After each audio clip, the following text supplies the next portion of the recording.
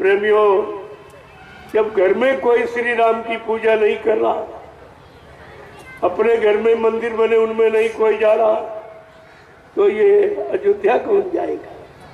किसके पास समय है? किसके पास किराया भाड़ा इतना है? परिवार चलाना मुश्किल है, क्या वो पूजा करने अयोध्या जाएगा?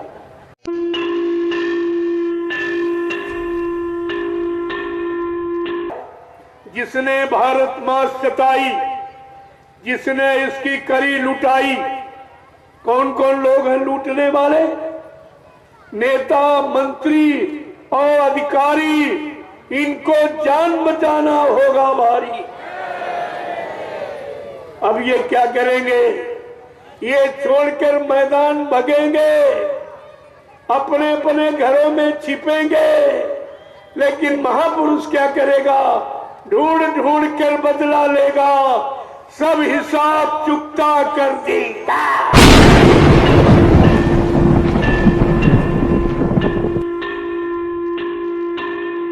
ये ऐलान है दूरदर्शन का, और इसके अंतर्गत सब आ जाते हैं।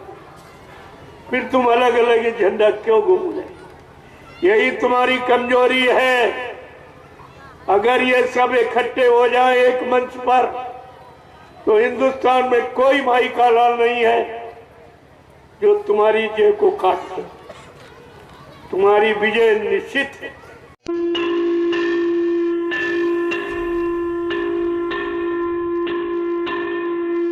ये संदेश हिंदुस्तान में कोई नहीं दे रहा। जिसकी आज जरूरत है वो तो कोई नहीं बता रहा, न राजा बता रहा, न प्रजा का कोई आदमी बता रहा। सब अपनी अपनी बात करती, प्रजा की बात कोई नहीं करता। सब अपनी बात, अपना प्रचार। अब देख लीजिए, अपना प्रचार फिर शुरू हो गया।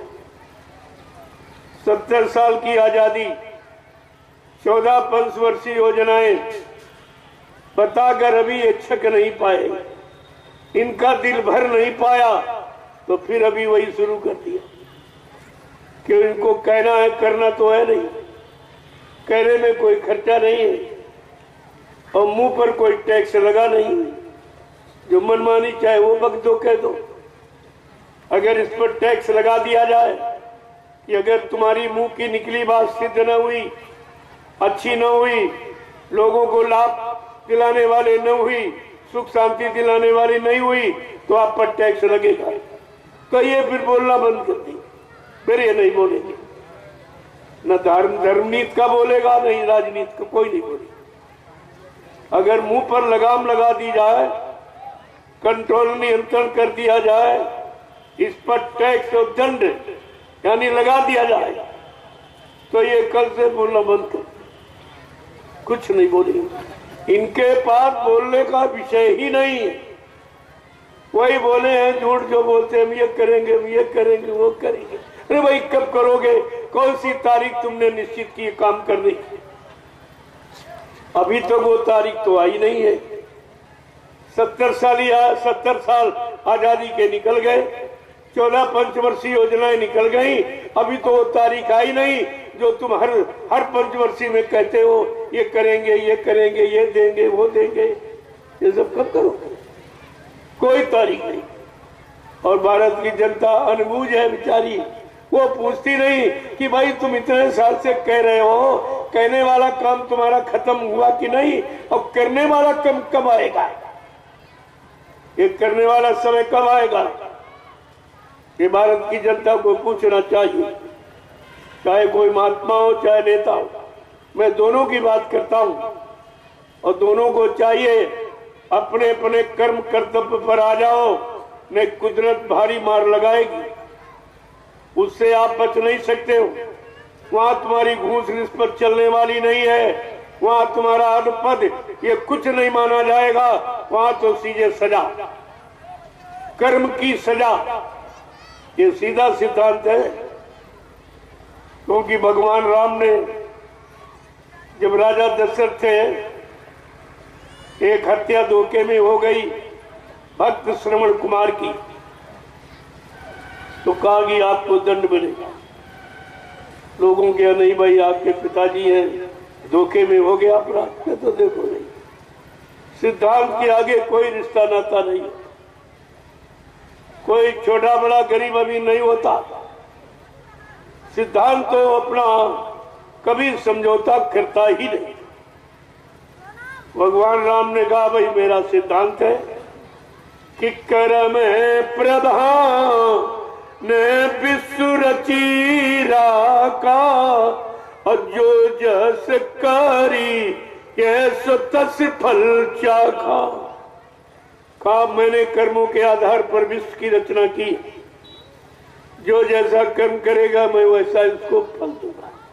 मैं अपनी तरफ से कुछ नहीं दे सकता, कुछ कर नहीं, ये अधिकार मुझको नहीं मिला। मुझको परिणाम देने का अधिकार, फल देने का अधिकार मिला।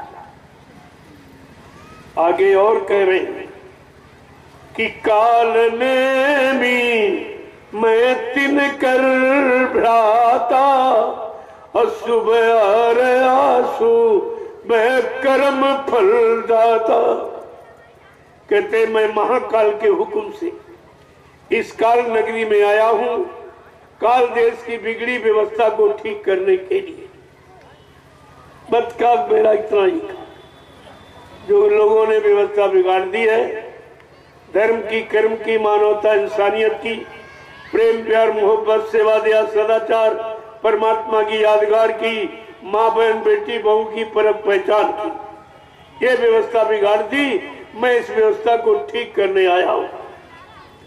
मेरा काम माफी का नहीं, मेरा काम खत्म करने का नहीं, मेरा काम अदलने बदलने का नहीं कि पुण्य से हम पाप को बदल दे, ऐसा उसका अच्छे का अच्छे और बुरे का बुरा। मैं फल दे सकता हूं और कुछ नहीं कर सकता। अब सोच लो भगवान ने तो ये कह दिया, और तुम हो गुनहगार, कोई ऐसा नहीं जो पाक साफ निर्मल पवित्र हो। सबने कुछ न कुछ तो किया ही है, और आज तो बहुत ज्यादा हो रहा। कोई नहीं बाकी, कोई नहीं बाकी आज जिसने पाप न किया हो। कोई कम कोई ज्यादा किया समझे, और वो पाप खत्म कराने का किसी के पास कोई शक्ति बल नहीं है। इस सृष्टि में कितना ज्ञानी ध्यानी विज्ञानी हो, धनवान बलवान बुद्धिमान हो, और आप 1 करोड़ रुपए दो के हमारा एक पाप काट दीजिए, ये काम नहीं हो सकता। जो काम रुपए पैसे धन दौलत सामान देके नहीं हो सकता, वो संत महापुरुष अपना दर्शन देके आपका काम कर रहे। संत दरस जिम पातक करई, संतों के दर्शन मात्र से पापों का क्षय हो जाता। ये कितना बड़ा लाभ देने के लिए इस कलयुग में संत पधारे, और आप उनकी बातें नहीं सुनते, उनकी महिमा ही नहीं जानते, और बेचारे सब फंस गए और सब हट गए। पहले सब तो लगे मथुरा में, और उसके बाद सब हट गए। अरे भाई 60 साल जिसने पढ़ाया है तो कोई न कोई तो परीक्षा लेगा ही वो। जब तुम्हारे यहाँ भौतिक जगत में साल में 3 परीक्षाएं ली जाती, और अध्यात्म में समृद्ध दाता दयालु ने 60 साल पढ़ाया आपको मथुरा में, तो एक छोटी सी परीक्षा, और वो भी बता के कहा था आगे भविष्य में ऐसी समस्या लाके खड़ी करूंगा, नाजुक स्थिति, कि कुछ दिनों के लिए मैं तुम्हारे से दूर चला जाऊंगा, फिर इतनी जल्दी तुम मुझे नहीं पा सकोगे, नहीं पहचान सकोगे। मैं अपने समस्त वादों को पूरा करूंगा, सारे वादों की जानकारी दूंगा, ये काम मैं करूंगा। तो आपके सामने हो रहा है, लेकिन आप समझी नहीं पा रहे। अरे भाई वो थोड़ी कहेंगे हम संत हैं, हम सदगुरु हैं, हम गुरु हैं, हम भगवान हैं। नहीं, ये काम कर दिया, और मैंने कभी कहा भी नहीं, और ना इसकी हमको जरूरत है। हमको यहाँ बनने थोड़ी आए, हम तो काम बनाने आए, काम करने आए जो किसी ने नहीं किया। नाम तो काम से हो ही जाता, लेकिन वो नाम के भूखे नहीं होते, काम के भूखे। और जितने आए सबने काम किया। कोई किसी ने अपनी जात का प्रचार, अपना प्रचार नहीं किया, अपने गांव गली का प्रचार नहीं, तो बाद में लोगों ने कह दिया। उन्होंने कुछ नहीं कहा, उन्होंने यही कहा कि हम आए हुए देश से जहां तुम्हारा नाम, तुम सबको घर पहुंचाना एक हमारा काम, ये उन्होंने बताया, ये प्रचार किया, बाकी कोई प्रचार नहीं, और इसकी जरूरत भी नहीं है। और तो असंख्य शक्तियां आई हुई, कोई एक नहीं आया। जब सतयुग में, त्रेता में 16 कला लेकर के भगवान राम आए, और द्वापर में 64 कलाओं से कृष्ण उनसे बड़े आए, उनसे ज्यादा खराब समय आया तो ज्यादा शक्तियों को लेके आए। आज तो एकदम पाप ने अपना कब्जा जमा लिया, चारों तरफ कहीं चले जाओ, मार काट, हिंसा, चोरी, कत्लेआम, व्यभिचार, कुचार, महंगाई, गरीबी, बेरोजगारी, इसके सिवा कुछ नहीं। अब आप सोचिए, जब सारी धरती पापमय हो गई है, तो पाप को हटाने के लिए, पाप को भगाने के लिए, पापियों को यानी व्यभिचारी कुचारियों को साधु बनाने के लिए कितनी शक्तियों का होना जरूरी है, इस पर विचार कीजिए आप। तो असंख्य शक्तियां हैं। बाबा जी ने पहले से आपको बताना शुरू किया, वो शक्तियां आ चुकी, कुछ कॉलेज यूनिवर्सिटियों में पढ़ रही, कुछ पढ़ के निकल आई। समय आने पर जब मैं आवाज लगाऊंगा तो मेरी दूरदर्शी व्यवस्था पर आकर ये सब शक्तियां खड़ी हो जाएगी। दूरदर्शी प्लेटफॉर्म पर ये सारी शक्तियां खड़ी हो जाएंगी, फिर मैं इनको काम दूंगा। जो काम करेंगे उनकी पूजा होगी, उनका इतिहास बनेगा। अभी ये सब कुछ नहीं, जो मेरे पास आता मैंने कहा भाई ये सब कहना बंद कर, ये तुम्हारे बस का कुछ नहीं है और तुम कर भी नहीं सकते हो, क्योंकि तुमको सतयुग की जानकारी नहीं। तो सतयुग अभी आया नहीं, जब आया नहीं तो जानकारी कहां थी। लेकिन ये सब मनमुखी, मानी अभिमानी सम्मानी, ये सम्मान चाहने के लिए ना झंडा उठा लिया, पकड़ लिया, चल दिया। अरे ये झंडा नहीं काम करेगा, ये तो तुम्हारे व्यक्तिगत स्वार्थ का झंडा, मान सम्मान का झंडा है। झंडा करेगा प्रभु का काम, जैसे राम के झंडे ने काम किया, कृष्ण के झंडे के ने काम किया, लेकिन रावण के झंडे ने काम नहीं किया, उसका नहीं। झंडा तो सबके पास होता है और आज भी सबके पास है। लेकिन मैंने यही कहा था कि भाई मेरी आप सबसे प्रार्थना है, ये मनमुखी झंडे काम नहीं करेगी। ये स्वार्थ लोभ लालच के अपनी पहचान, अपने मान सम्मान का ये झंडा काम नहीं करेगा। ये धार्मिक देश में हमेशा जो शक्तियां आई, उन शक्तियों के झंडे ने काम किया।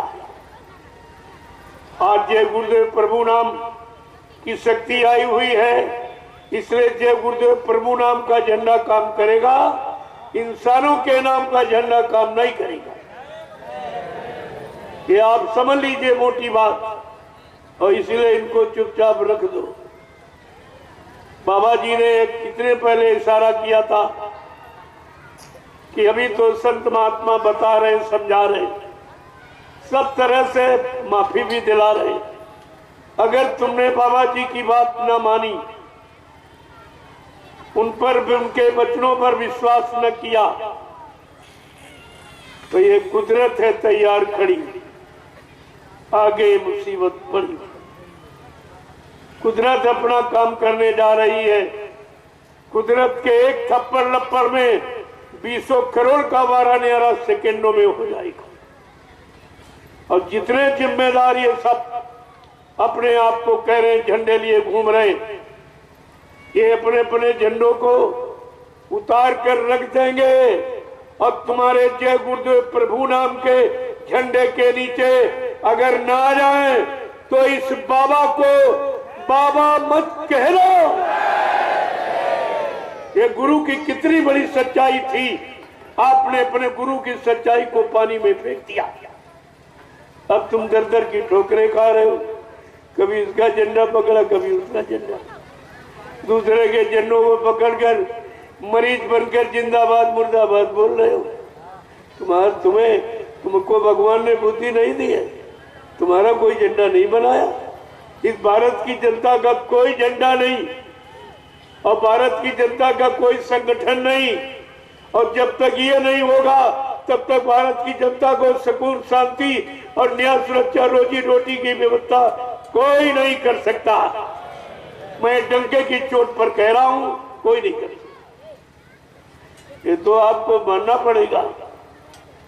ये प्रभु नाम का झंडा है, किसी आदमी इंसान का नहीं, किसी आटी पार्टी का झंडा नहीं है, ये प्रभु नाम का है। और प्रभु की सारी सत्ता है, प्रभु के सारे जीव हैं, प्रभु की सारी व्यवस्था है। तो उसके झंडा काम करेगा कि तुम्हारा काम करेगा? तुम्हारा अगर काम किया होता तो 70 साल तो बिल्कुल झूठ बोलने में चले गए, तब झंडा कहाँ गया था? झंडे ने कोई काम नहीं किया, तो आज वो तुम्हारा कैसे करेगा? तुमने तो प्रमाण दे दिया कि हर पंचवर्षीय में झंडा पकड़ लेते हो और काम दाम कुछ नहीं, फिर उधार के फेंक दिया। स्वतः झंडे की महिमा नहीं करते, गौरव गरिमा और इज्जत सम्मान नहीं करते, फिर उठा फेंक दिया। फिर 5 साल गुजरे और फिर उठा पकड़ लिया। ये तुमको इस तरह से गुमराह करते रहते हैं। अरे तुम कब जागोगे? क्या सोते ही रहोगे? क्या ऐसे मार खाते रहोगे? तुम जब जब सोए और सत्यता से दूर चले गए तो हमेशा रोते ही रहे हो। यही काम आपने किया तो 350 वर्ष मुसलमानों ने राज किया है हिंदुस्तान।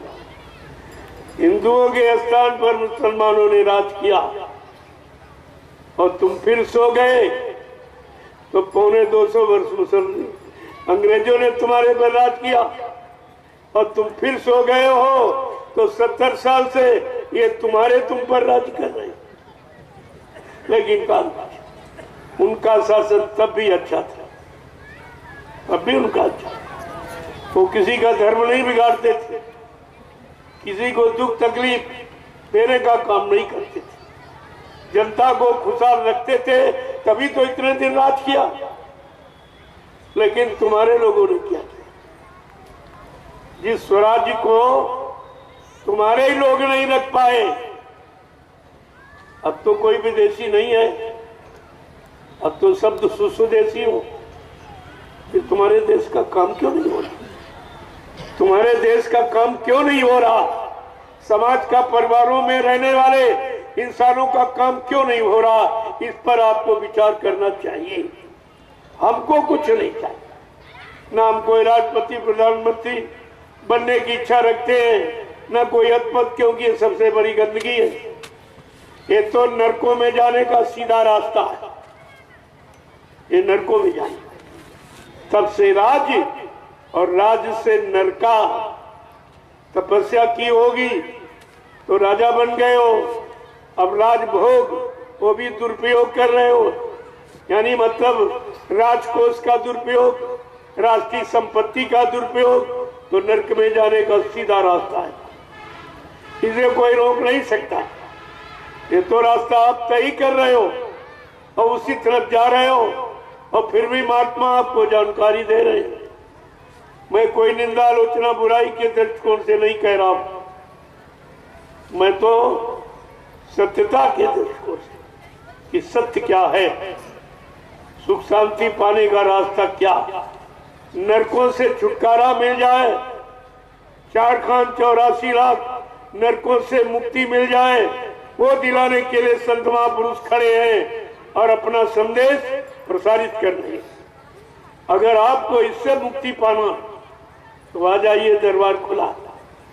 ये दरबार है, यहाँ इस तरह की कोई पाबंदी नहीं है कि हिंदू आएगा मुसलमान नहीं आएगा, अमीर आएगा गरीब नहीं आएगा, पुरुष आएंगे स्त्री नहीं आएंगे, सब कुछ सबके लिए ये दरबार खुला।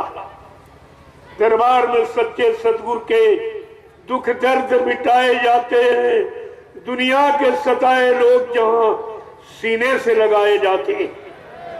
प्रेमियों, ऐसा दरबार है, लेकिन दरबार को भूल जाओगे, दुकान पर चले जाओगे, दुकानों पर बगैर पैसे का सौदा नहीं मिलता है।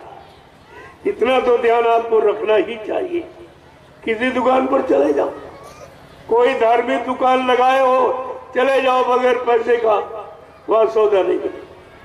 पहले पैसा दो तो बैठने का पैसा, खाने का पैसा, पानी का पैसा, बिजली का पैसा, सुरक्षा का पैसा, सब पैसा खर्च करना पड़ता। लेकिन दरबार मुफ्त बांटता है। ये दरबार बांटता है, लेता नहीं, देता। जो लोग स्वेच्छा से दे देते कि नहीं नहीं हमारा अच्छे काम में लगा देना, तो उनका अच्छे काम में लगा दिया जाए। इतना काम जरूर, वो भी तुम्हारी इच्छा के अनुसार। यहाँ कोई इच्छा नहीं, न प्रधानमंत्री राष्ट्रपति बनने की है, न कोई रुपया धन दौलत समेटने की है, या कोई सामान लेने की है, केवल काम की इच्छा। सबको सम्मान मिले, योग्यता के अनुसार आरक्षण हो और योग्यता के अनुसार सबसे काम मिले, इससे बड़ा कोई आरक्षण नहीं। और इनका आरक्षण झगड़ेगा, कई जनजाति के, अनुसूचित जाति के, पिछड़ी जाति, बताइए मानव जाति के सिवा और कौन सी जाति ये क्यों फिरका यहाँ फैलाए हो? क्यों आपस में लड़ाने और राग द्वेष का काम करने का ये काम आप कर रहे हो? इसकी क्या जरूरत है?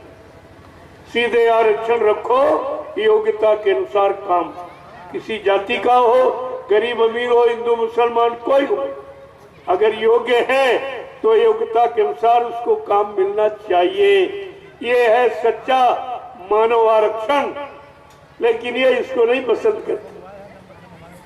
कितने पहले से जब लोगों ने पूछा कि भाई बाबा जी क्या कहते हैं, कहा भाई महात्मा जो हमेशा कहते रहे वो भी कहते, उनमें कोई दल बदल नहीं होता। वो जो कहते हैं उसको पूरा करने की कोशिश, पूरा करके दिखाते हैं। और तुम कहते हो जिसको आज तक की नहीं, तुम जब तुम्हारे बस का नहीं तो एक किनारे हो जाओ। बाबा जी ने क्या कहा था? क्या कहा था? भाषण दो, राशन दो। कहते राशन दो तो भाषण दो, भाषण दो तो आसन दो। और बच्चों, अगर बाबा जी की मौज हो गई तो इन बच्चों को सिंहासन दो। ये 60 साल रिटायर, जब 60 साल में तुमने कानून बनाया कि 60 साल में कोई कर्मचारी अधिकारी सबको रिटायर कर दो, क्यों? कैसे इसकी बुद्धि विकासशील कार्य नहीं कर सकती? ये इनका कानून है। तुमने अच्छी बात है, अपने कानून को पारित करो, लगाओ। 60 साल में कर्मचारी अधिकारी रिटायर और 60 साल में एमपी, मेले, प्रधानमंत्री, राष्ट्रपति, मुख्यमंत्री भर्ती किया जा रहा है। ये कौन सा कानून है भाई?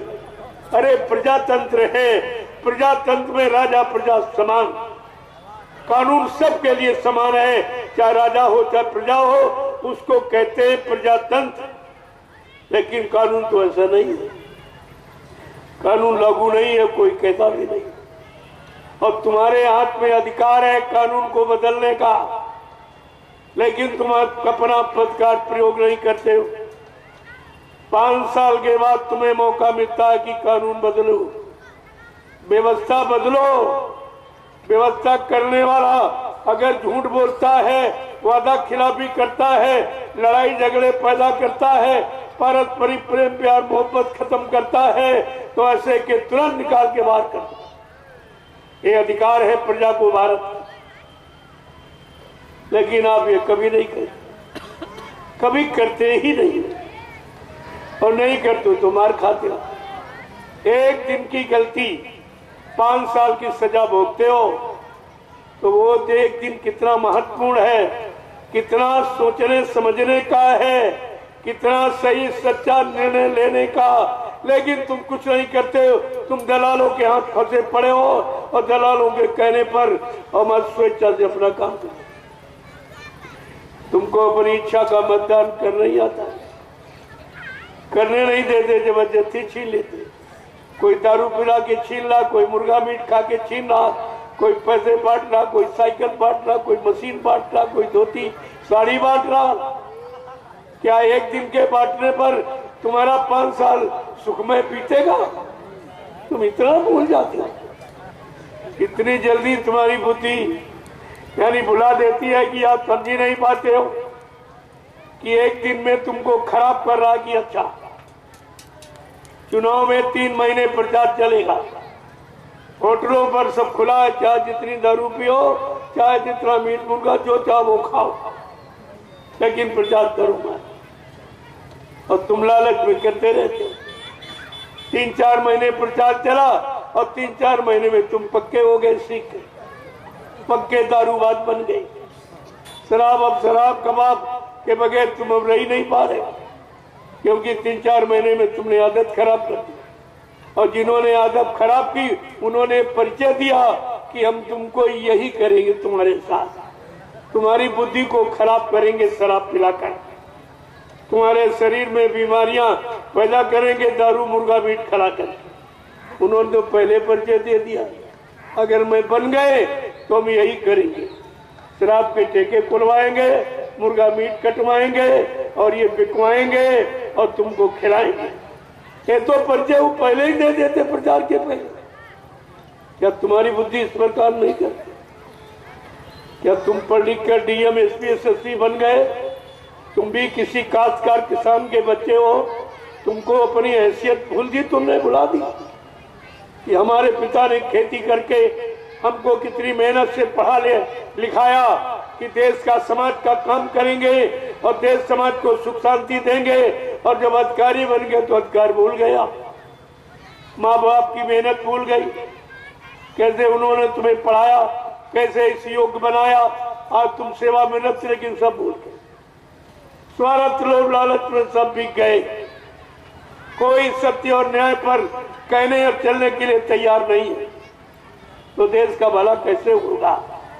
इस पर तो विचार करना ही होगा कि आप देश समाज का भला कैसे, जब तुम अपना भला नहीं कर सकते हो, अपने शरीर का भला यानी रोग से मुक्त नहीं रख सकते हो, शाकाहारी नहीं बन सकते हो, सदाचारी नहीं बन सकते हो, ब्रह्मचारी नहीं बन सकते हो, जब शरीर की रक्षा हिफाजत नहीं कर सकते हो, तो समाज परिवार देश की बात तो बहुत दूर चली, वो तो तुम्हारे बस का ही नहीं।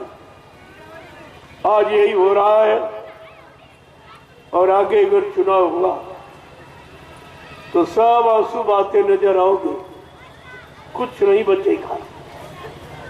जो कुछ थोड़ा बहुत बचा है अब की बार सब खत्म, कुछ नहीं रहेगा। ये तो पहले हाथ खड़े कर दिए, खजाना खाली है, तो खजाना चला कहां गया? कोई काम तो दुनिया में दिखाई नहीं दे रहा, हिंदुस्तान में कोई काम नहीं दिखाई दे रहा, फिर ये खजाना कहां खर्च कर दिया गया? ये भारत की जनता को पूछना चाहिए। मतदान के पहले आपको ये जानकारी लेनी चाहिए, इतनी बार हमने मतदान दिया है, तुमने गुमराह किया, झूठ बोले, वादा खिलाफी की।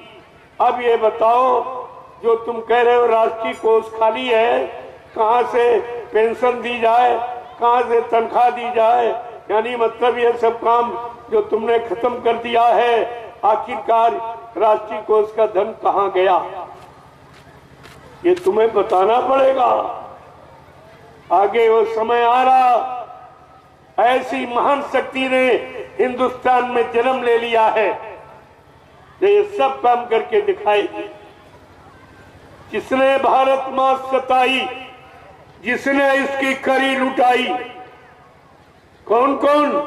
जिन्होंने भारत माता को लूटा है, इस धरती पर अत्याचार, अनाचार, पापाचार, व्यभिचार, मांसाहार को यानी प्राथमिकता दी है। क्या कह रहे हैं संत रविदास जी? क्या कह रहे हैं? मैं नहीं कह रहा हूं, मैंने उनके वचनों को दोहरा रहा हूं, आपके कान तक आवाज पहुंचा रहा हूं। ये समझ रहे कि हमारे अलावा कोई कुछ नहीं, वो कान खोल के सुन ले कि संत रविदास जी ने क्या कहा। क्यों संत बचन पलटत नहीं, पलट जात ब्रह्मांड कि ब्रह्म ब्रह्मांड की रचना में तब्दीली बदलाव कर सकता, लेकिन संत जो कहेंगे वो करके दिखाएंगे। उन्होंने क्या कहा है? जिसने भारत मां सताई, जिसने इसकी करी लुटाई। कौन कौन लोग हैं लूटने वाले? नेता, मंत्री और अधिकारी। इनको जान बचाना होगा भारी। अब ये क्या करेंगे? ये छोड़कर मैदान भगेंगे, अपने अपने घरों में छिपेंगे। लेकिन महापुरुष क्या करेगा? ढूंढ ढूंढ कर बदला लेगा, सब हिसाब चुकता कर देगा। ये कोई बचने वाले नहीं है। जो विदेशी बैंकें भरती है, सोचते हैं आपत्ति मुसीबत आएगी मैं भाग जाऊंगा, वहां चला जाऊंगा अपने, क्या मैंने धन जमा किया। अरे तुम्हें ये मालूम नहीं है, ये दूरदर्शी ये क्या करेगी? एरोड्रम पर तुमको कैद कर, एरोड्रम पर पकड़ लेगी, कहेगी देश का कर्जा दिए जाओ, देश का धन दिए जाओ, उस धन का हिसाब दिए जाओ, तब जाने दिया जाएगा। ये दूरदर्शी ये करेगी। अभी तुम दूरदर्शी से दूर खड़े हो और दूरदर्शी को दूर मानते हो, जबकि दूरदर्शी तुम्हारे सिर पे खड़ी है, सिर पे खड़ी और सब देख रही है और सब समझ रही है और सब काम करने के लिए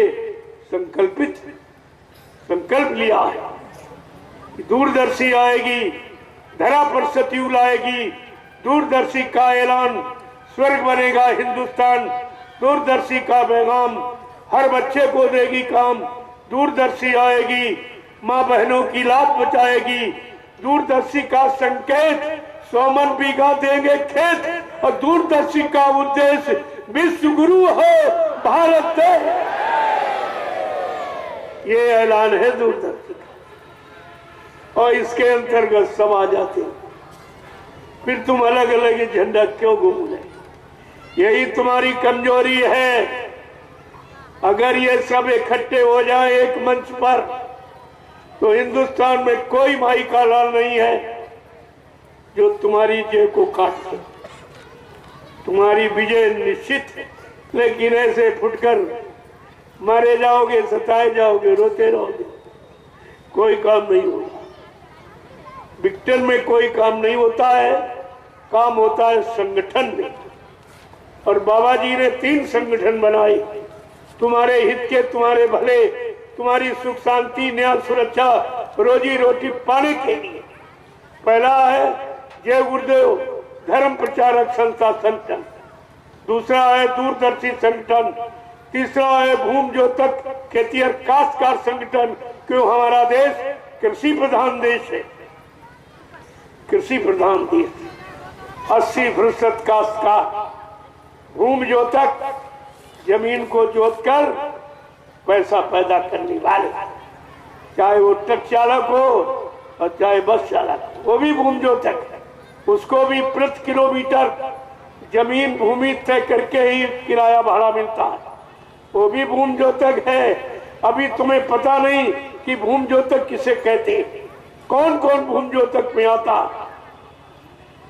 ये तो धीरे धीरे दूरदर्शी सब बता देगी और सब समझा देगी और सबको एक मंच पर आके खड़ा कर देगी और एक झंडा पकड़ा देगी।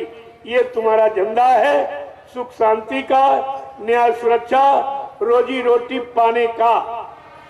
ये सब जानकारी आपको मिल जाएगी, थोड़ा आप इंतजार कर लीजिए, ये सब काम आपका हो जाए। मुझे गुरु परिवार को संगठित करने लिए मैं और कोई काम नहीं करता हूं, कोई निंदा आलोचना बुराई किसी की, न सी धर्म की, न मजहब की, न राजनीति की, लेकिन सत्य कहता हूं। सत्य कोई यानी आलोचना नहीं होती। अगर सत्य नहीं कहा जाएगा तो सारी व्यवस्था बिगड़ गई। तभी तो सत्य कहने के लिए, न्याय लाने के लिए, न्याय मिले इसके लिए स्कूल कॉलेज खोले गए, थाने कचहरी कोर्ट बनाए गए, न्यायालय। लेकिन सबने सत्य कहना छोड़ दिया, सत्य न्याय करना छोड़ दिया, सत्य की आवाज उठाना लगाना सब छोड़ दिया, बंद कर दिया। व्यवस्था बिगड़ने का कारण ये है। अगर फिर से आप उसी सत्य व्यवस्था में आ जाओ तो मैं तो कहता हूं कि भारत जैसे धार्मिक देश में किसी चीज की कमी नहीं रही, किसी चीज। भारत 7 पुस्तक बैठ के खा सकता है, इतना धन विदेशी बैंकों में, और ये कोई लाएंगे नहीं क्यों, सबका है। ये तो चोर चोर मौसेते भाई है, ये कैसे लाए? ये सब चर्चा करेंगे तुम्हारे सामने, ये ठीक नहीं, वो ठीक नहीं, इसने ये किया, उसने ये किया, लेकिन ये नहीं बताएंगे कि इनका विदेशी बैंक में कितना जमा, क्योंकि सबका जमा है। तो एक दूसरे की ना मैं चालू तेरी ना तू चाले मेरी, यहाँ तो ये चल रहा है। लेकिन ये ऐसा होने वाला नहीं है। ये सत्य देश है, धर्म देश है। धर्म के लिए रावण को अपनी मुंह की खानी पड़ी, धर्म के लिए कंस महाराजा था, उसको भी अपने मुंह की खानी पड़ी। ये तो कुछ नहीं है इनके पास, क्या कुछ? उनके पास तो हीरे जवाहरात, सोने चांदी के मुकुट, उनके घर मकान में सोने की लंका, इनके पास तो कुछ नहीं। ये तो अपना सोना, अपने देश का सोना विदेशों जमा कर, इनके पास कुछ नहीं। तुमको भी खाली कर दिया, अपना भी खाली नहीं, और देश को खाली कर दिया। तो देश को खुशहाल कौन बनाएगा? कौन बनाएगा? बिना संत महापुरुषों के, क्योंकि कलयुग में संत पधारे हैं, इसी काम के लिए आए हैं, बिगड़ी व्यवस्था को ठीक करने आए हैं, और लोगों को सतपथ के रास्ते पर चलाने आए, और परिवार समाज देश में रहने वाले लोगों को न्याय, सुरक्षा, रोजी रोटी दिलाने के लिए, महंगाई, गरीबी जैसी व्यवस्था को समाप्त करने के लिए आए हैं। उनका तो काम ही अलग है। इसलिए प्रेमियों, एक एक चीज को समझ के, ये जागने का वक्त है, अब सोने का नहीं। बहुत सो चुके, 70 साल की आजादी सोने में चली गई, तो बर्बाद। अब संत महात्मा पुनः आपको जगा रहे हैं। जाग जाओ, चेत जाओ, होश में आ जाओ, अपने को, अपने देश समाज को समझो, अपने मानव धर्म को, मानव कर्म को जानो कि हमें क्या करना चाहिए, क्या नहीं करना चाहिए, कैसे लोगों का साथ देना चाहिए, कैसे लोगों का साथ नहीं देना चाहिए। गोस्वामी जी महाराज ने ये भी जानकारी आपको रामचरितमानस के उत्तरकांड में दी है कि सुन खगपाती ये समुझी प्रसंगा, और बुध नहीं कर ये अधम कर संगा। का बुद्धिमान पुरुष कभी अधर्मियों का साथ नहीं करते, झूठ बोलने वाले, वादा खिलाफी करने वाले, दगेबाजी करने वाले के साथ कभी नहीं जाते, महंगाई बढ़ाने वाले, बेरोजगारी बढ़ाने वाले, टैक्स बढ़ाने वाले, हिंसा कराने वाले, ऐसों का साथ कभी नहीं करते। आप रामचरितमानस को मानते हो, लेकिन रामचरितमानस की नहीं मानते, उसकी शिक्षा नहीं मानते। जय श्री राम के नारे लग रहे हैं, लेकिन रामचरितमानस को कोई नहीं मानता, वो कोई नहीं मानता। अपने मतलब की बात मानते कि जय श्री राम में तो सबकी आस्था, सबका विश्वास। तो चलो इनके विश्वास, इनका ऐसे विश्वासियों के साथ में अविश्वास करो, इनको धोखा दो, धोखे में रखो। जय श्री राम के नारे लगाओ, लेकिन रामचरितमानस का एक शब्द भी नहीं है। अरे उसमें तो सच्ची राजनीति जो भगवान राम ने की थी इसी भारत भूमि पर। राम को मानते हो, राम की राजनीति भी तो मानो, तब तो मानता आपकी मानी जाएगी। राम की राजनीति क्या कह रही है कि जासुराज प्रिय प्रजा दुखारी, सो न पावा सैन्य रखे अधिकारी। रामचरितमानस क्या कह रही है? जिसके राज में प्रजा दुखी है वो राजा नरक में जाएगा। क्या इन लोगों ने ये नहीं पढ़ा? श्री राम के नारे लगाए, श्री राम की मूर्ति खड़ी कर रहे हैं। रामचरितमानस को खड़ा करो, रामचरितमानस को मानस के मानव के मानस हृदय में इसको रखो तो ये मानव समाज खुशहाल हो जाएगा। ये मूर्ति खड़े करने से खुशहाल नहीं होगा, क्योंकि मूर्ति कोई काम नहीं करेगी, मूर्ति कोई धर्मोपदेश नहीं देगी, मूर्ति कोई चलेगी नहीं, फिरेगी नहीं, आपको अच्छे सच्चे का ज्ञान कराएगी नहीं। ये इस मजहब के बदन क्यों बर्बाद कर? इससे क्या होने वाला है? तुम्हें वोट ही लेना है तो भारत की जनता का काम करो, ये वोट तो दे ही दे। वोट कहाँ लेके जाएगी? अगर इसका काम कर दो तो वोट तुम्हारे पीछे लिए घूमेगी।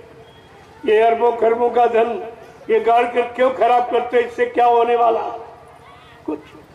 इतने मंदिर बने हैं, इतनी मूर्तियां लगी हैं, तब तो कोई काम हुआ नहीं, और एक खड़ी कर दो लंबी चौड़ी तो क्या वो काम करेगी? ये सब गुमराह करने वाला, ये वोट मांगने की और नोट मारने की नहीं। तमाम अभी सेवाएं चल रही गांव गांव, श्री राम के नाम पर लूट, सबको लूटा जा रहा। अरे तुम भगवान को बदनाम कर रहे हो, तुमको कैसी सजा मिलेगी इसका ध्यान तुमने नहीं किया है। ये भगवान लूटने के लिए आता कि सबको देने के लिए आता, सबको सुखी बनाने के लिए आता, सबको सुख शांति का रास्ता दिखाने के लिए आता। और इनका श्री राम क्या कर रहा? गांव गांव चंदा, गांव गांव चंदा, राष्ट्रीय संपत्ति का दुरुपयोग, जो भारत की जनता से लिया गया टैक्स, महंगाई तरह तरह से और वसूला गया और कोर्ट में जमा किया, आज वो सब इसी में खर्च किया जाए। और राष्ट्रीय संपत्ति का दुरुपयोग, कितनी ट्रेनें मुफ्त चलेंगी उनका खर्चा कौन देगा? कितनी बसें मुफ्त हो जाएंगी, चलेंगी, और लोग चल नहीं पाएंगे, जो वहां जाए वो बैठ के चले, बाकी अरे घर में चुपचाप बंद रहे। तुम कैसे चलोगे? और ये खर्चा सब पर लगाया जाएगा, चाहे उन बसों पर बैठो, ट्रेनों पर बैठो, चाहे ना बैठो, खर्चा तुमसे भी लिया जाएगा, क्योंकि महंगाई सब पर लगी, टैक्स सबसे वसूले जाएंगे। 24 का चुनाव होने के बाद एकदम टैक्सों की और मतलब यानी भरमार हो जाए, बरसात एकदम, तब तुम्हारी कमर टूट जाएगी, तुम ये दे नहीं पाओगे। अभी इसके किसी का इस पर कोई विचार नहीं, कोई बोल ही नहीं रहा, हमारे सिवा कोई नहीं कह रहा, क्योंकि हमारा कोई स्वार्थ नहीं, हमें कोई राजपाट चाहिए नहीं, हमें कोई इनसे मदद चाहिए नहीं, इनका दिया हम खाएंगे ही नहीं, वो अशुद्ध है, इनका दिया हुआ हम लेंगे नहीं, क्यों वो कर्जा है देश का, वो जनता का खून है। मैं इस तरह का काम नहीं करता, और सबको यही कहता हूं, जो ले लेगा वो कितने जन्मों का कर्जदार बन जाएगा इस भारत की जनता का। भगवान राम ने राज किया और ये कह के किया कि मेरे राज में अगर कोई दुखी हो, किसी को कोई मेरे प्रति आशंका हो जाएगी तो मैं राजपाट छोड़ दूंगा, लेकिन उसकी शंका का समाधान करूंगा। शंका के समाधान के लिए राम ने अपनी प्रिय स्त्री को छोड़ दिया, केवल एक शंका, और यहां शंकाओं की समस्याएं बन गई। इसको दूर करने वाला है कोई? जो राम की श्री राम की बात कहते हो, क्या तुम्हारे बस की बात? उन्होंने एक व्यक्ति की ने आशंका की, उन्होंने अपनी स्त्री को छोड़ दिया। इससे बढ़ के प्रिय कोई वस्तु नहीं होती, लेकिन छोड़ दिया। क्या तुम कोई ऐसा काम कर सकते हो? अरे श्री राम कहना सरल है, लेकिन श्री राम ने जो किया वो करना कठिन, तुम्हारे बस की बात है, तुम्हें नहीं कर सकते, क्योंकि राम महात्मा थे। सब पर राम तपस्वी राजा, तपस्वी यानी महात्मा थे। ये महात्माओं का काम ये दुरात्मा कर लेगी? जरा विचार कीजिए, आप इतिहास पढ़िए श्री राम का, तो एक भी बात इनके अंदर नहीं मिली, किसी के अंदर एक भी बात। तो आपको विचार करना चाहिए। मैं तो इसीलिए कह रहा हूं कि आप भविष्य में ये न कर पाए कि हिंदुस्तान में कोई ऐसा व्यक्ति नहीं था जो सच्चाई को बताता। सबको लोभ लालच है, लेकिन मुझको कोई लालच नहीं, ना ही कोई पद चाहिए, ना कोई पैसा चाहिए, ना कोई सामान चाहिए। मैं तो लंगोटी में रहने वाला, मुझे किसी की कोई जरूरत नहीं। झोपड़ी में रहता हूँ, लंगोटी में, मेरा तो ये है, मुझे क्या चाहिए। और जिसको कुछ नहीं चाहिए, देश की सच्ची व्यवस्था वही बनाएगा, और जिसको चाहिए वो पहले अपनी व्यवस्था बनाएगा, इसके बाद तुम्हारे बारे में सोचेगा। तो आपको ये सब जानकारी रखनी चाहिए। आज देश जो बिगड़ा है उसका कारण क्या है? यही लोग हैं जो आज भी है, ये पहले भी रहे हैं, ये बिगड़ क्यों गया? जो तुम कह रहे हो अब करूंगा अब करूंगा, क्या तब इसकी आवश्यकता नहीं समझी थी? तभी तुम देश में मुख्यमंत्री थे, प्रधानमंत्री बन गए, तभी देश में थे, तब आपने क्या किया? और अब चलो बड़ा पद मिल गया तो बड़ा काम करना चाहिए। तो छोटे छोटे काम नहीं कर पाए तो बड़ा काम कैसे करो? ये तुम्हारे बस का नहीं। आगे समय खराब आ रहा है, कुदरत की मार से कोई नहीं बचेगा। तुम सोचते हो कि हम अधिकारी हैं, मतलब हमारा अधिकार है, हमारी सुरक्षा है, लेकिन जब वो नाराज हो जाएगा तो ऊपर वाला, तब ये सुरक्षा तुम्हारी कुछ काम नहीं है। क्योंकि जब कर्मों की अदायगी शुरू हो जाएगी, जो जो कर्म आपने किए अच्छे बुरे, जब उसकी अदायगी शुरू हो जाएगी, तब फिर बचाने वाला कोई दिखाई नहीं। कर्मों की मार से बचाने वाला यहाँ कोई नहीं, केवल संत महापुरुषों के सिवा तुम्हें कर्मों की अदायगी कोई करा नहीं सकता, और इस मार से कोई बचा नहीं सकता। आज स्थिति बिगड़ने का कारण क्या है?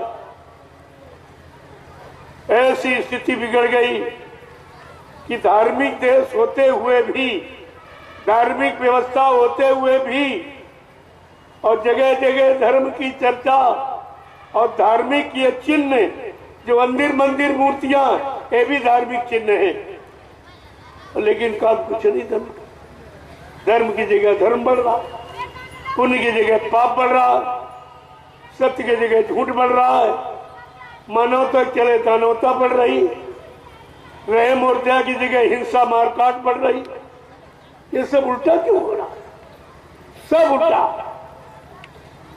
तो कोई काम हो नहीं रहा, और होने करने वाले यही, जब आप पहले नहीं कर पाए अब कहां से कर ले? भाई 2 पंचवर्षीय मौका मिला है, तब नहीं कर पाए हो, क्या तीसरी में करने का संकल्प है तुम्हारा? कि 2 में नहीं करेंगे, 2 में लूटेंगे और तीसरे में काम करेंगे? क्या ये मतलब है? क्या ये संकल्प तुमने लिया है? अरे देखने वाला परमात्मा सब देखता है, परमात्मा से डरो। मैं नहीं कह रहा, शास्त्र कह रहे हैं, मैं उनको आपके सामने उजागर कर रहा हूं। इन शास्त्रों को बताने वाला कोई नहीं कि धर्म शास्त्र क्या कह रहा है, तो ये भी तो दोषी हो गया। तो इसलिए ऐसी व्यवस्था बिगड़ गई है कि भगवान पर भी टीका टिप्पणी शुरू हो गया। लोग कहते रहे भाई तू कहां सो रहा है, कहते कि पाप बढ़ता है तब तू आता है, क्या पाप भी कम बढ़ा है? मार काट हिंसा बढ़ती तब तू आता है, व्यभिचार गुप्तचार बढ़ता तब तू आता है, चोरी डकैती कत्ल बलात्कार बढ़ता तब तू आता है, सत्य भूल जाते हैं, झूठ बोलने लगते हैं तब तू आता है। अब तो ये सबकी बाढ़ आ गई, तू कहां सो रहा है? लोग क्या कह रहे हैं कि पाप हंस रहा है, इधर में रो रहा है, प्रभु तेरी दुनिया में क्या हो रहा है? ये पाप हंस रहा है, इधर में रो रहा है, और प्रभु तेरी दुनिया में क्या हो रहा है? मंदिरों मस्जिद पे कोई नहीं जाता है। प्रेमियों, जब घर में कोई श्री राम की पूजा नहीं कर रहा, अपने घर में मंदिर बने उनमें नहीं कोई जा रहा, तो ये अयोध्या कौन जाएगा? किसके पास समय है? किसके पास किराया भाड़ा इतना है?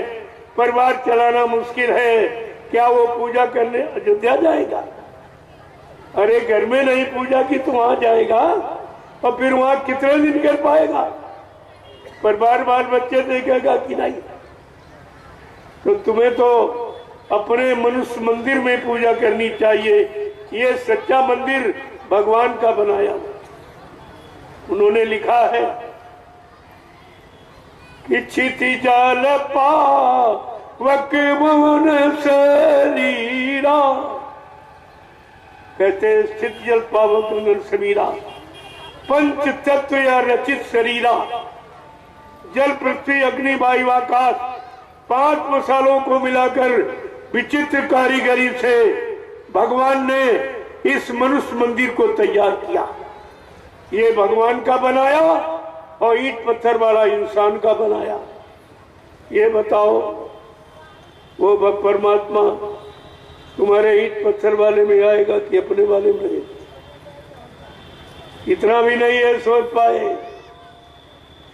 लाखों मंदिर बने, कोई पूजा करने वाला नहीं, कोई देख रेख करने वाला नहीं, और नित्य नए बनाए जा रहे हैं। जब पिछले इतने बने उनसे कुछ नहीं हुआ, कोई धर्म नहीं आया, कोई मानव में कर्म नहीं आया, कोई अच्छे भाव विचार अच्छा खान पान नहीं आया, अच्छे कर्म नहीं किए, तो क्या ये बड़ा मंदिर उनको सुधार देगा? अरे भाई, सुधारेगा कौन?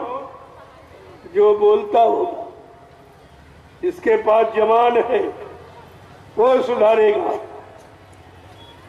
जिसके पास जबान ही नहीं है, बोलने के लिए जीभ नहीं है, और देखने के लिए आंख नहीं है, सुनने के लिए कान नहीं है, वो तुम्हारी मदद करेगा? धर्मशास्त्र कह रहे फिर भी उनकी नहीं मानी जा रही। धर्मशास्त्र क्या कह रहा? बड़े बड़े साथ शब्दों में, लेकिन लोगों ने माना। नाहम बसामी वैकुंठे योगिना हृदय न चा मम भक्त्वा यत्र गायन्ति तत्र तिष्ठामि नारदा। भगवान नारद से कह रहे हैं, अरे भाई तुम कहां खोज रहे हो, कहां लोगों को बता रहे हो? मैं वहां कभी नहीं आया, न कभी हूं। मैं तो तुम्हारे सबके अंदर इस मनुष्य मंदिर में आत्मा रूप से मौजूद हूं। आत्मा परमात्मा का अंश है, अंश रूप में मैं तुम्हारे सबके अंदर बैठा हूं, और तुम वहां ढूंढ रहे हो। यानी इसका मतलब इन्होंने भी नहीं समझा। तो इतना भारी लंबा खर्चा, इसकी महंगाई तुम जीवन भर अदा नहीं कर पाओगे, इतना खर्चा। फिर ये टैक्स, महंगाई, जीएसटी लगा लगा कर तुमसे वसूला जाएगा। इसकी क्या जरूरत है? तुम अपने घर में तो पूजा करने का समय नहीं है, कहते समय नहीं मिलता, तो वहां कौन जाएगा पूजा करने? वहां क्या फ्री चला जाएगा? एक दिन फ्री बुलाएंगे और जिंदगी भर तुमको बगैर किराए नहीं जा पाओगे। फिर वो मैं ब्याज के वसूलोंगे जो एक बार फ्री बैठा ला तुमको। यानी किस तरह की चकमा देने वाली व्यवस्था चारों तरफ फैलाई जा रही है। राजा का गुण है, ये राजा का प्रजा के प्रति ये भाव है। आपको सोचना चाहिए, विचार करना चाहिए, क्योंकि हमें सोचने विचारने के लिए मानव बुद्धि परमात्मा ने दी है। अच्छे सच्चे काम के सोचने के लिए, अच्छे बुरे काम की पहचान के लिए ये मानव बुद्धि परीक्षण का यंत्र सबको मिला और नहीं सोच पाए। आज स्थिति क्या हो गई? अब चिल्ला रहे हैं, क्या कह रहे हैं कि पाप वह सुलहा है, धर्म रो रहा है, और प्रभु तेरी दुनिया में क्या हो रहा है। मंदिरों मस्जिदों में कोई नहीं जाता है, गीता रामायण की अब कोई नहीं सुनता है, कि गंगा और यमुना के तट पर ये धर्म सो रहा है, और प्रभु तेरी दुनिया में क्या हो रहा है। ये पाप हंस रहा है, ये धर्म रो रहा है, और प्रभु तेरी दुनिया में क्या हो रहा है। माता पिता के घर में कोई नहीं मान्यता है, अब तो हर घर में देखो नारी ही की चलता है। माता पिता के घर में कोई नहीं मान्यता है, अब तो हर घर में देखो नारी ही की चलता है। भाई और भाई का इस शत्रु हो रहा है, और प्रभु तेरी दुनिया में क्या हो रहा। जबकि प्रेमियों, आपको सब कुछ सिखाया जा रहा है। राम और भरत मिलाप, ये भाई भाई का संबंध कैसा हो। जहां राम भरत का मिलाप सिखाया जा रहा हो, आज भाइयों में बोलचाल, भाई भाई का दुश्मन बना बैठा, भाई भाई का हक छीन रहा। ये धर्म मिलाप कहां चला। सीता और अनुसुईया की कहानी सुनाई जा रही और नारी का पतन हो गया। मतलब क्या निकला? नारी का पतन हो गया। ये सब कहां चला गया? आपको ये सब विचार करना चाहिए, नहीं तो इतना समय खराब आ रहा है, आपका जीना मुश्किल हो जाएगा। ऐसी ऐसी जानलेवा बीमारी अगर शाकाहारी न बन पाए, और शाकाहारी बनने का संदेश राजा ने न दिया, तो राजा प्रजा में एकदम स्थिति खराब हो जाए, बहुत खराब। अपने आप को बीमारियों से बचा नहीं पाओ। ऐसी ऐसी जानलेवा बीमारी, प्रेमियों, बीमारी गंदे खान पान और गंदे कर्मों से आती। जब गंदा खान पान करोगे, निश्चित तुम्हारी बुद्धि गंदे बुरे कामों में ही निर्णय लेगी, समय खराब होगा। तो ये सोचना चाहिए। तो ये भाईचारा कहां चला? सती सीता अनुसुईया की कहानी का मतलब क्या हुआ? नारी का पतन हो गया। इधर रामकृष्ण की बात की जा रही है, उनकी चर्चा चल रही है, और राजनीति धर्म नहीं समाप्त हो कुछ। भगवान राम ने दोनों नीतियों को रखने के लिए समाज में, समाज के लोगों को उसका लाभ मिले, देश के लोगों को उन्होंने 2 गुरु रखे थे समय समय पर ज्ञान कराने के लिए। राजनीति की व्यवस्था ठीक करने के लिए वशिष्ठ जी और धर्म नीति की व्यवस्था ठीक करने के लिए विश्वामित्र।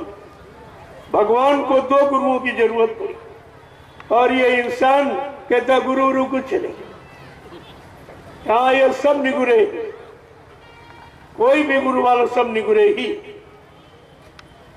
और लिखा है एक निगुरा ना मिले चाहे पापी मिले 1000 और एक निगुरे के शीश पर 1,00,000 पापियों का भार। तो इन निगुरों से देश चलेगा, देश खुशहाल होगा, लोगों को सुख शांति मिलेगी, न्याय सुरक्षा रोजी रोटी मिलेगी। आपको इस पर विचार करना चाहिए था। 1 करोड़ महात्मा लेकिन विचार कुछ चले। दाल रोटी खाने के चक्कर में, दान दक्षिणा धोती रोटी लंगोटी मांगने के चक्कर में, मान सम्मान के चक्कर में सब पड़े। इनको अपना होश नहीं है तो ये समाज देश के बारे में क्या हौसला, क्या कह रहे हैं आगे? स्थिति क्या है कि माता पिता की घर में कोई नहीं मान्यता है। अब तो हर घर में देखो नारी ही की चलता है। भाई और भाई का इस शत्रु हो रहा है।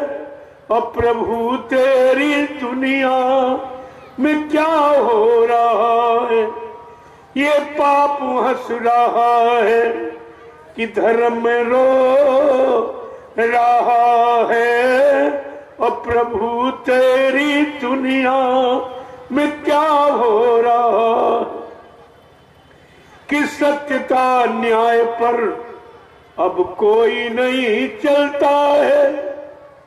लेकिन रामचरितमानस क्या कहती है कि शिव दधीच हरिचंद्र नरेशा और सात हेतु से कठिन कलेशा और धर्म न दूसरे साथ समाना। अवागम निगम पुराण बखाना। रामचरितमानस कहती धर्म के साथ सत्य के अलावा कोई दूसरा धर्म नहीं। लेकिन आज कलयुग में क्या है? राजा प्रजा सब झूठ है लेना, झूठ है देना, झूठ है भोजन, झूठ चबेना।